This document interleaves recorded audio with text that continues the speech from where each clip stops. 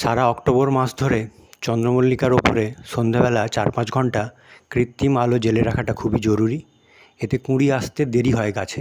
কুঁড়ি আসা না পর্যন্ত আমরা গাছের ডগা কেটে কেটে গাছটাকে অনেক বড় ঝাঁকালো করতে পারি, যাতে প্রচুর ডাল বেরোবে এবং প্রচুর ফুল হবে।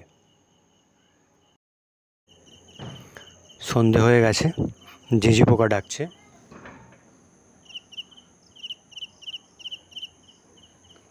সন্ধে 6টার দিকে আমরা লাইটটি জ্বেলে দিয়েছি, এটা 11টা অবধি জ্বলবে। শুতে যাওয়ার আগে আমরা বন্ধ করব। তো একটি 12 ওয়াটের এলইডি বাল্ব, একটি টুপি সহ 8টা-10টা চন্দ্রমল্লিকার জন্য যথেষ্ট। এবং লাইটটি কিন্তু গাছের মাথা থেকে 4 থেকে 5 ফুট ওপরে ঝুলবে, তার নিচেও না, তার থেকে বেশিও না। চ্যানেলটি ভালো লেগে থাকলে লাইক, শেয়ার ও সাবস্ক্রাইব করে দেবেন, যাতে পরে আরও